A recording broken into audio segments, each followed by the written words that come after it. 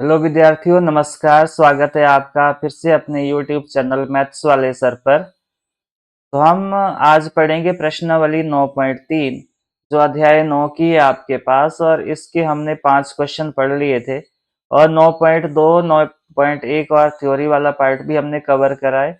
अगर आपने वो वीडियो नहीं देखा है तो प्लेलिस्ट में जाकर वो वीडियो भी जरूर देखें। तो चलो हम शुरू करेंगे। आज आपके पास प्रश्न नंबर 6 है। इसमें क्या लिखा है कि ए बी सी डी एक चक्रीय चतुर्भुज है जिसके विकर्ण एक बिंदु ई पर प्रतिच्छेद कर रहे हैं। यदि डी बी सी कोण 70 डिग्री और बी ए सी कोण 30 डिग्री है तो बी सी डी ज्ञात कीजिए। पुनः यदि ए बी बराबर बी सी है तो ई सी डी ज्ञात करें। ई सी डी भी आपने ज्ञात करना है। ई सी डी ये वाला कोण। तो अब यहाँ पे ध्यान दो कि इसने ये यहाँ पे कंडीशन दी है कि ए बी किसके बराबर है, बी सी के बराबर है। कंडीशन ये दी आपको, तो मैंने यहाँ पे इसको कर दिया। तो यहाँ से अगर आप इस त्रिभुज ए बी सी में देखें तो ये वाला कोण भी आपके पास कितना होगा, 30 डिग्री होगा। क्योंकि आपने सीख रखा है कि बराबर भुजाओं के सम्मुख कोण भी बराबर होते हैं। ये मान लो ये बराबर भुजाएं हैं तो इसके ये वाले सम्मुख कोण भी क्या होंगे, बराबर होंगे। तो ये वाला भी 30 डिग्री आएगा आपके पास। परंतु समस्या ये है कि ये आपसे ये सी डी ये वाला कोण पूछा है, आपसे ये वाला कोण पूछा है यहाँ पे। तो अगर तो आपके पास ये पूरा कोण ये वाला निकल जाता है, ये वाला, तो इसमें से आप ये घटा दो, ये वाला जो ब्लू वाला मैंने दिखाया है। तो चलो इसको करके देखेंगे तब ज्यादा अच्छे से पता चलेगा आपको। तो दिया क्या है पहले वो लिख लेते हैं हम। दिया है, क्या दिया है आपको? नंबर 1 पे दिया है ए बी सी डी एक चक्रीय चतुर्भुज। ए बी सी डी एक चक्रीय, ये आपके पास एक चक्रीय चतुर्भुज है।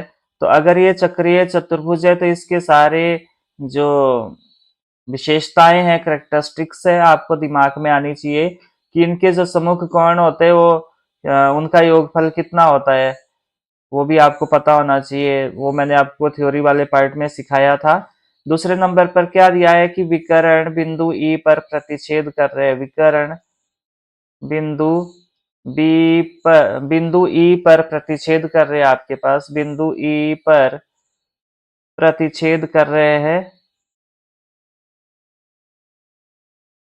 और आपको नंबर 3 पे क्या दिया है कि कोण D B C, D B C ये वाला दिया है आपको 70 डिग्री। और साथ में नंबर 4 पे क्या दिया है, कोण बी ए सी 30 डिग्री है। तो ज्ञात, और साथ में और क्या दिया है कि ए बी भुजा किसके बराबर दी है, बी सी भुजा के बराबर दी है। तो ज्ञात क्या करना है आपको, ज्ञात करना है। क्या ज्ञात करना है आपको, देख लो। आपको एक एक तो करना है कोण B C D, B C D, B C D ये पूरा कोण फाइंड आउट करना है आपको, ये वाला। तो बी सी डी कोण फाइंड आउट करना है। और दूसरे नंबर पर आपको क्या फाइंड आउट करना है, कोण ई सी डी, ई सी डी ये वाला कोण, ये रेड से मैंने जो प्रदर्शित करा है ये फाइंड आउट करना है आपको। तो यहाँ पे हम प्रमाण देखते हैं। प्रमाण देखते हैं तो हमें जो डायग्राम को अच्छे से देखो, जो कोण बी डी सी है, जो ये वाला कोण है बी डी सी, वो किसके बराबर है, कोण बी ए सी के बराबर है। जो बीडीसी कोण है वो किसके बराबर है आपके पास, ये वाला कोण बीडीसी कोण किसके बराबर है, कोण बी ए सी के बराबर है। इस कोण के बराबर है। क्यों है ये, एक ही वृत्तखंड के कोण है ये, एक ही वृत्तखंड के कोण है ये आपके पास, एक ही वृत्तखंड के कोण है। तो इसका मतलब क्या हुआ कि कोण बीडीसी, बीडीसी कितना है आपके पास, 30 डिग्री आया। तो यहाँ से एक चीज मिल गई आपको कि बीडीसी कोण जो है, ये वाला बीडीसी, ये वाला बीडीसी कोण, ये वाला कोण आपके पास कितना आ गया, 30 डिग्री आ गया। ये वाला 30 डिग्री आ गया। अब यहाँ पे ध्यान दो आप कि ये अगर हम इस त्रिभुज की बात करें बीडीसी, त्रिभुज बीडीसी में आपके पास ये दो कोण नॉन हो गए और तीसरा कोण आप इजिली फाइंड आउट कर सकते हैं। तो यहाँ पे हम लिखेंगे त्रिभुज बीडीसी में, त्रिभुज बीडीसी में क्या है आपके पास, जो कोण बीडीसी प्लस कोण बीसीडी प्लस कोण, कौन कौन सा है ये आकृति में देखो, एक तो हो गया आपके पास बीडीसी, बीडीसी कौन ये वाला, बीसीडी कौन ये वाला, अब ये सीबीडी, कौन सीबीडी कौन सा, ये सीबीडी या डीबीसी भी कर सकते हो आप इसको, कौन डीबीसी जो यहाँ पे लिखा है इसके अनुसार लिखो। ये इनका योग कितना आएगा, 180 डिग्री आएगा, और यहाँ पे लिखना है आपने त्रिभुज के तीनों कोणों का योगफल, तीनों कोणों का योगफल 180 डिग्री, 180 डिग्री होता है, 180 डिग्री होता है। तो बीडीसी कोण कितना दिया है आपको, बीडीसी कोण दिया है 30 डिग्री, प्लस कोण बीसीडी ये आपने फाइंड आउट करना है, बीसीडी कोण फाइंड आउट करना है, प्लस डीबीसी, प्लस कोण डीबीसी ये कितना दिया है डीबीसी आपको, ये दिया है 70 डिग्री, और ये आ गया आपके पास बराबर है 180 डिग्री। तो ये आ गया कितना, ये जोड़ दो, कोण बीसीडी प्लस 100 डिग्री बराबर है 180 डिग्री, तो ये पार को ले जाओ 100, तो ये क्या मिलेगा आपको, कोण बीसीडी बराबर है 180 डिग्री माइनस 100 डिग्री। तो आपके पास कोण बीसीडी कितना आया, ये आया 80 डिग्री। अब यहाँ पे ध्यान दो कि जो आपको एक क्वेश्चन नंबर 1 पे पूछा था ये वाला बीसीडी, ये तो निकल गया। अब ये यहाँ पे निकल गया तो इसको ध्यान दो, यहाँ पे मैं थोड़ा सा इसको इरेज कर देता हूं।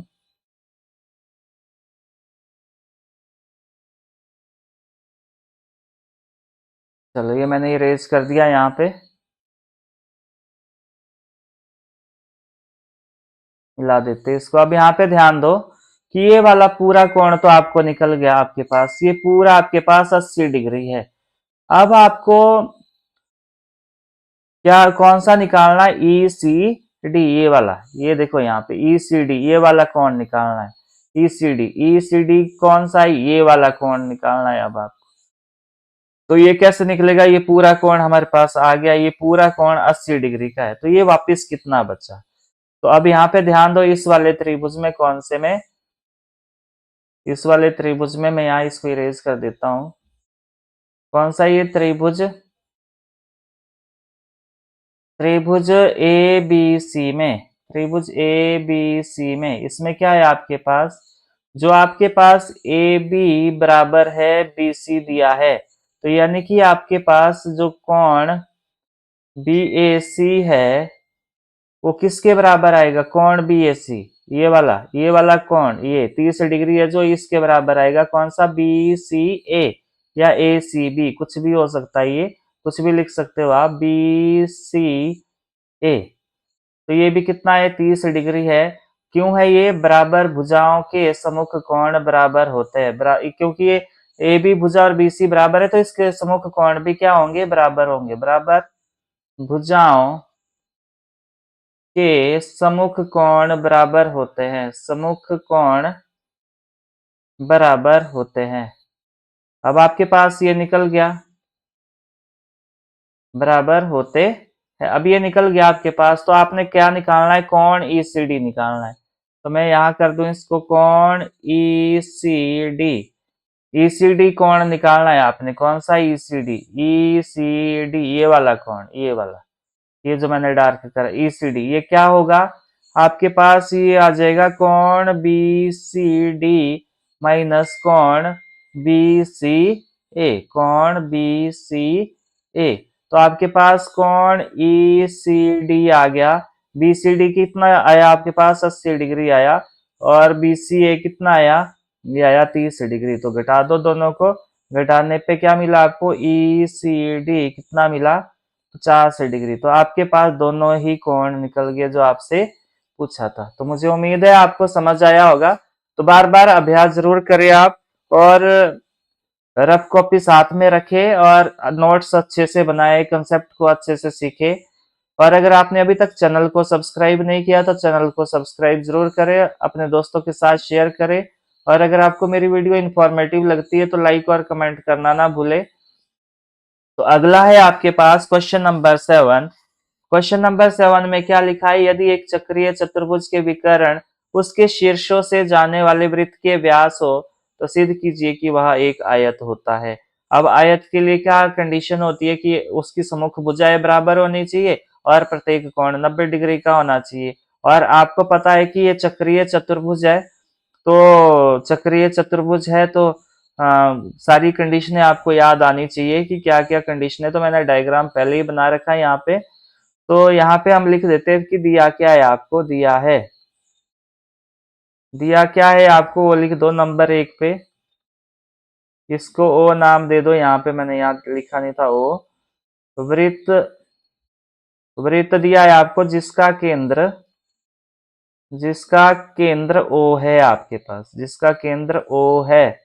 और क्या दिया है आपको, यदि एक चक्रीय चतुर्भुज के विकर्ण, और आपको चक्रीय चतुर्भुज दिया है, चक्रीय चतुर्भुज दिया है जिसका नाम है आपके पास ABCD नाम दिया है हमने।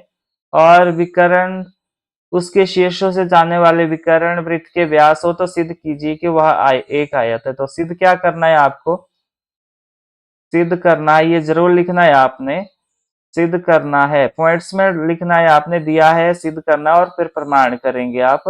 आपको ये सिद्ध करना है कि ABCD एक आयत है। ABCD एक आयत है, ये सिद्ध करना है आपको। ABCD एक आयत है, ये सिद्ध करना है आपको। अब लिखेंगे हम प्रमाण। प्रमाण यहाँ पे ध्यान दो कि जो AC है आपके पास वो वृत्त का व्यास है, और DB भी क्या है, वृत्त का व्यास है। तो AC वृत्त का व्यास है। तो वृत्त का व्यास है तो आपको पता है कि जो AC क्या है, वृत्त का व्यास है। तो आपको ये पता है कि कोण जो B है और D है, AC वृत्त का व्यास है तो कोण B किसके बराबर हो जाएगा, कोण D के बराबर, जो क्या है आपके पास 90 डिग्री रहेगा। क्यों रहेगा, क्योंकि जो अर्धवृत्त के कोण होंगे वो प्रत्येक क्या होते हैं, समकोण होते हैं। तो यहाँ पे लिखना है आपने अर्धवृत्त में कोण, अर्धवृत्त में कोण, इसको नाम दे दो समीकरण 1। अर्धवृत्त में कोण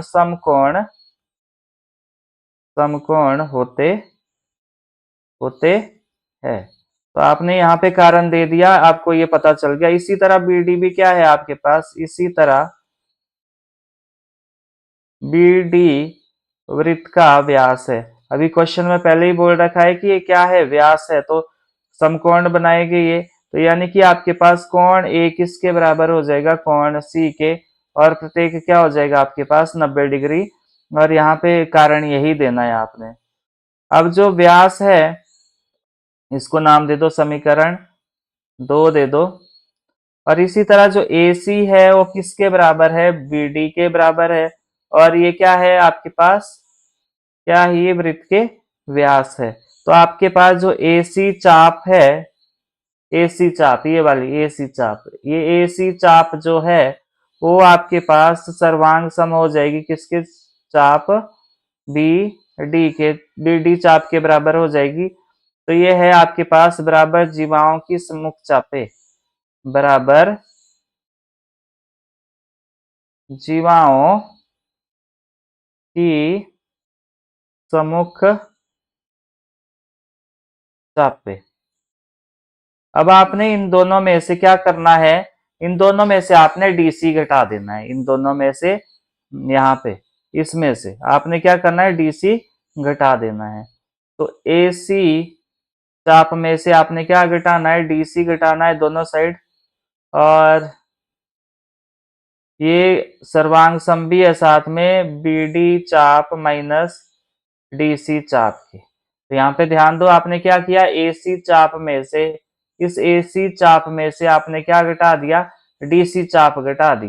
तो यानी कि वापस क्या बचेगा आपके पास, AD चाप बचेगी यहाँ पे, और इधर को क्या बचेगी, BC चाप। यानी कि आपके पास ये चाप जब बराबर होगी तो उसकी जीवाएं भी बराबर होगी, क्योंकि हम क्या सिद्ध करना चाह रहे हैं, ABCD को एक आयत सिद्ध करना चाह रहे हैं हम, तो इसकी सम्मुख भुजाएं हमने बराबर सिद्ध करनी है।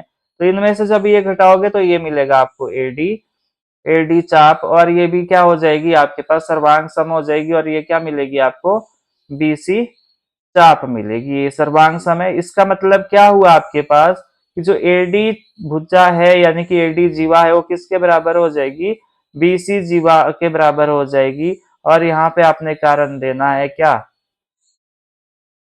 AD किसके बराबर हो जाएगा आपके पास, ये 3 दे दो। आपने इसमें कारण देना है बराबर चापों की सम्मुख भुजाएं। तो ये क्या है आपके पास, बराबर चापों की सम्मुख भुजाएं, सम्मुख भुजाएं। तो इस तरह आपके पास जो AB है वो किसके बराबर आ जाएगा, AB भी किसके बराबर आ गया, DC के बराबर आ जाएगा। तो AB भी किसके बराबर आ गया, AB भी किसके बराबर आ गया, DC के बराबर, और इसको नाम दे दो समीकरण 4। अब आपने समीकरण 1, 2, 3 और 4 से आपने क्या निष्कर्ष निकाला कि आपको एक तो प्रत्येक कोण 90 डिग्री के मिल गया, और सम्मुख भुजाओं का जो सम्मुख भुजाएं हैं वो भी बराबर मिल गया। तो इससे हमें सिद्ध होता है कि ये क्या है, एक आयत है, क्योंकि सारी आयत की कंडीशनें सेटिस्फाई हो रही है। यहां से हमें, यहाँ पे लिखो, से हमें प्राप्त होता है, प्राप्त होता है कि चतुर्भुज का प्रत्येक कोण, चतुर्भुज का प्रत्येक कोण, प्रत्येक कोण समकोण है, तथा तथा सम्मुख भुजाएं, सम्मुख भुजाओं के युग्म, सम्मुख भुजाओं के युग्म, के युग्म बराबर है, के युग्म बराबर है। अतः अतः ABCD एक आयत है, ABCD एक आयत है। तो ये आपको समझ आया होगा। अगर आपको मेरी वीडियो इन्फॉर्मेटिव लग रही है तो लाइक और शेयर कमेंट करना ना भूले, और अगर आप इस चैनल पे नए हो तो चैनल को सब्सक्राइब जरूर करें।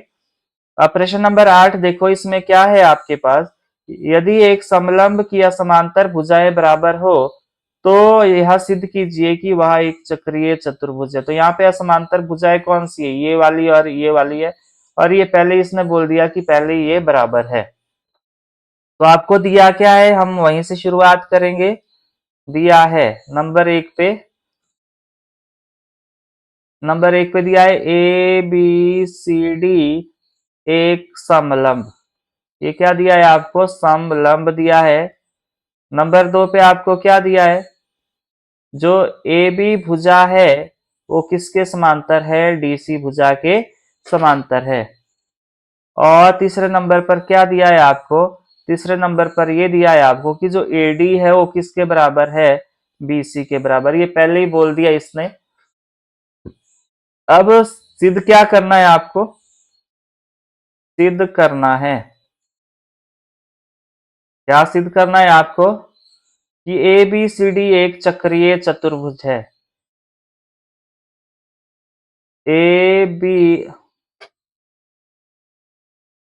जो ABCD समलंब है दिया है आपको, यह ABCD एक चक्रीय चतुर्भुज है। तो चक्रीय चतुर्भुज है तो उसके लिए आपको क्या करना, सिद्ध करना पड़ेगा कि इनकी जो सम्मुख कोण है उनका योगफल कितना आना चाहिए आपके पास, 180 डिग्री आना चाहिए। अब आपने रचना क्या करी, यहाँ पे आपने रचना करी है। रचना में क्या लिखा है आपने, आपको दिख रहा होगा कि मैंने यहाँ पे एक डीई भुजा बना रखी है। तो डीई भुजा किसके समांतर खींची आपने, डीई भुजा आपने, ये समांतर है का निशान है, डीई भुजा किसके समांतर खींची आपने, BC के समांतर खींचिए। अब प्रमाण लिखेंगे हम। अच्छा, प्रमाण लिखेंगे, आकृति को ध्यान से समझो। अब ये जो DCBE बन गया, ये एक समांतर चतुर्भुज बन गया। तो प्रमाण में देख लो आप, क्योंकि जो आपके पास DE है वो समांतर है BC के, और साथ में तथा और क्या है आपके पास जो EB है वो भी किसके समांतर है, वो DC के समांतर है। तो ये ध्यान देने योग्य बात है, जब AB समांतर DC है तो ये E बिंदु भी मैंने AB पे ही ले रखा है, तो EB किसके समांतर हो जाएगा, DC के समांतर हो जाएगा। तो आपके पास क्योंकि जो EBCD एक समांतर चतुर्भुज है, ये आपको पता लग गया। एक क्या है, समांतर चतुर्भुज है। EBCD क्या एक समांतर चतुर्भुज है।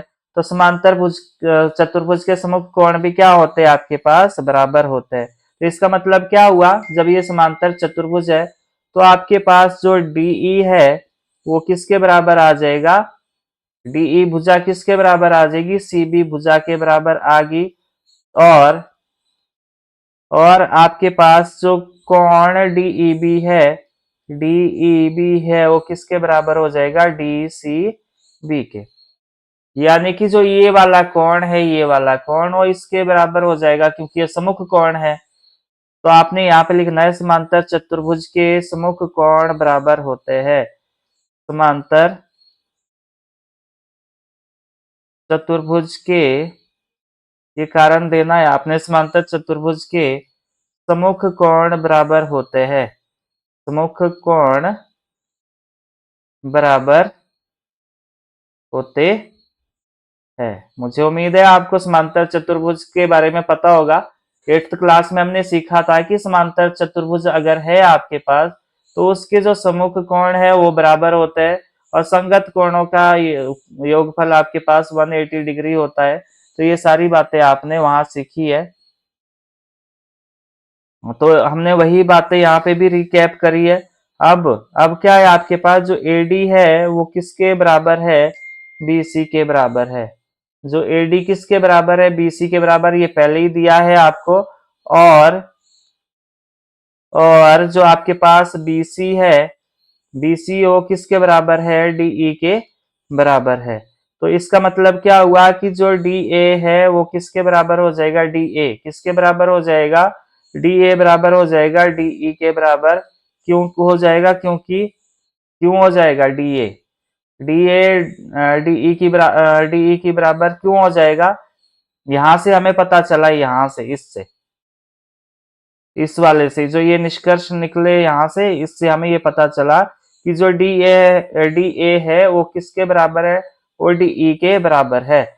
और साथ में आपके पास कोण DAE किसके बराबर है, कोण DEA के बराबर। तो यहाँ पे क्यों है, ये त्रिभुज की बराबर भुजाओं के सम्मुख कोण है। ये DAE ये वाला कोण, DAE और DEA ये भी बराबर है, क्योंकि जब ये भुजाएं बराबर आ गई आपके पास, ये और ये भुजा, तो बराबर भुजाओं के सम्मुख कोण भी क्या होते हैं, बराबर होते हैं। बराबर भुजाओं के सम्मुख कोण बराबर होते हैं। तो यहां से ये निष्कर्ष निकल गया आपके पास। अब क्या है कि जो कोण DEA, कौन सा DEA प्लस कोण DEB,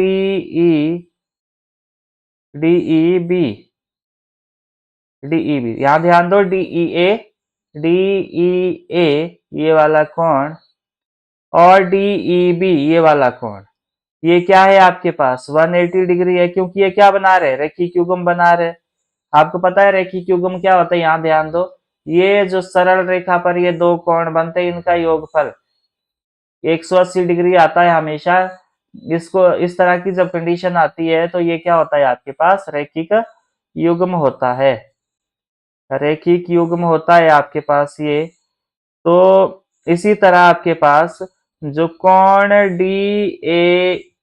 डी ए ई ये वाला कोण प्लस कोण डी सी बी ये वाला, ये भी आपके पास कितना आएगा 180 डिग्री आएगा। क्यों आएगा? ये आपने ऊपर प्रमाणित कराया है ना। तो आपके पास लास्ट में क्या रहेगा, जो कोण डी ए बी प्लस कोण डी सी बी वो कितना आएगा 180 डिग्री आएगा। यानी कि आपके पास कोण ए प्लस कोण सी जो मिलके आया वो कितना आया 180 डिग्री आया। तो इसको आप नाम दे सकते हो समीकरण 1। अब क्या है आपके पास, आपको दिख रहा है कि कोण ए किसके बराबर आ गया, कोण ए प्लस कोण सी का योगफल कितना आया 180 डिग्री। और सम्मुख कोणों का योगफल अगर 180 डिग्री आ रहा है तो आपके पास क्या होगा, ए बी सी डी एक चक्रीय चतुर्भुज होगा। आपने लिखना है क्योंकि सम्मुख कोणों का योगफल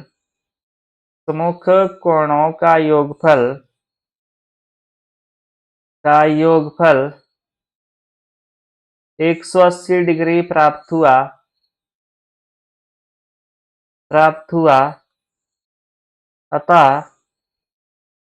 अतः ए बी सी डी एक चक्रीय चतुर्भुज है। और यही आपको सिद्ध करना था। यानी कि आपको क्या सिद्ध करना है,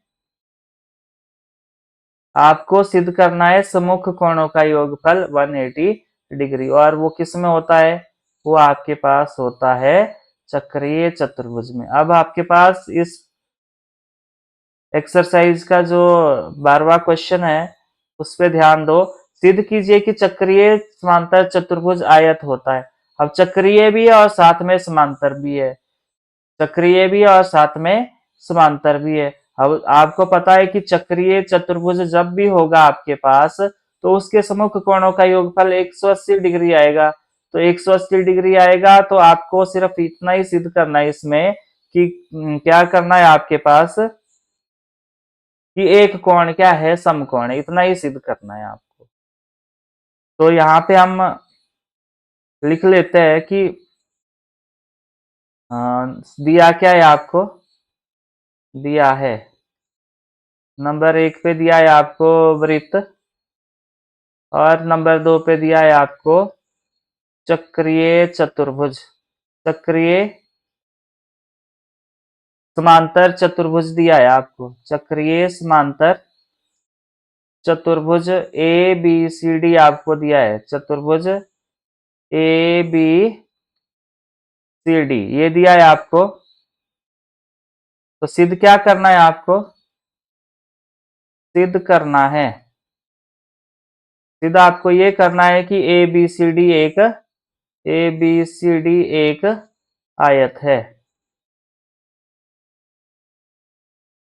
आपको ये सिद्ध करना है। अब हम लिखेंगे हम प्रमाण। यह सिद्ध करने के लिए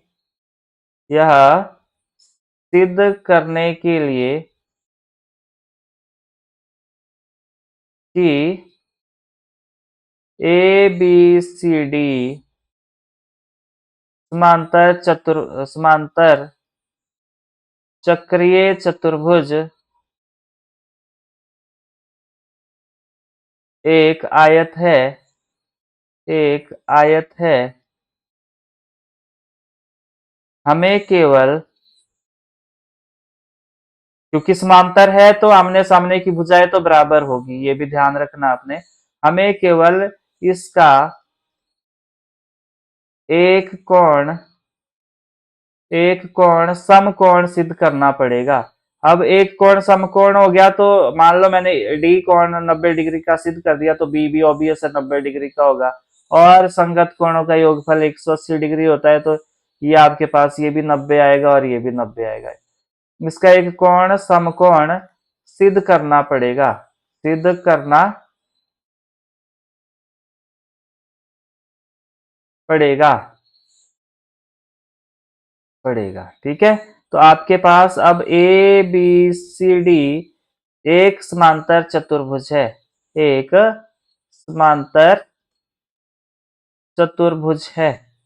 ये एक समांतर चतुर्भुज है, तो आपके पास जो कोण बी है वो किसके बराबर हो जाएगा, कोण डी के। सम्मुख कोण बराबर होते हैं, सम्मुख कोण, सम्मुख कोण बराबर होते हैं समांतर चतुर्भुज में, बराबर होते हैं। तो आपके पास कोण बी प्लस कोण डी किसके बराबर हो जाएगा, 180 डिग्री के बराबर। चक्रीय चतुर्भुज, चक्रीय चक्रीय चतुर्भुज, चतुर्भुज के सम्मुख कोणों का योगफल, सम्मुख कोणों का योगफल 180 डिग्री होता है। ये भी आपको पता है, चक्रीय भी है, चक्रीय भी है और साथ में समांतर भी है। तो समांतर में समांतर चतुर्भुज से तो हमने एक कंसेप्ट ले लिया कि बी किसके बराबर है, डी के बराबर है। और यहाँ चक्रीय चतुर्भुज के केस से हमने ले लिया कि जो सम्मुख कोण है उनका योगफल कितना होगा, 180 डिग्री होगा। जो डी कोण है वो किसके बराबर है, बी के बराबर है। तो बी की जगह, डी की जगह आप क्या लिख सकते हो, यहाँ पे लिखना है आपने, ये 1 मिनट में इरेज कर देता हूं। तो समीकरण एक का समीकरण एक व समीकरण दो से क्या मिला आपको, समीकरण एक और दो से यहाँ पे बी की जगह क्या लिखना है, या डी की जगह क्या लिखना है, बी, या डी की जगह बी लिखो या बी की जगह डी लिखो, बराबर है 180 डिग्री। बी और बी जुड़ के कितना हुआ, 2b बराबर 180 डिग्री। और जो दो है वो बटे में चला जाएगा और ये बनेगा 180 डिग्री बटा 2। तो जब काटोगे इसको तो कितना आया, ये 90 डिग्री। तो ये क्या हुआ आपके पास, समकोण हुआ। अब आपको पता है कि कोण बी बराबर कोण डी कितना आया आपके पास, 90 डिग्री आया। तो यहां से क्या सिद्ध हुआ, इससे अतः सिद्ध हुआ, अतः सिद्ध हुआ, अतः सिद्ध हुआ कि ए बी सी डी एक आयत है, ए बी सी डी एक आयत है। तो मुझे उम्मीद है आपको समझ आया होगा। बार बार अभ्यास जरूर करें, नोट्स अच्छे से बनाएं और कोई भी समस्या आने पे आप मुझे कमेंट बॉक्स में जरूर बताएं। फिर मिलके हम समस्या का समाधान ढूंढने का प्रयास करेंगे। और शर्त यही है कि आपको बार बार अभ्यास करना है और मैं विश्वास दिलाता हूं आपको एग्जाम में कोई समस्या नहीं रहेगी और मैथमेटिक्स आपके लिए इजी हो जाएगा।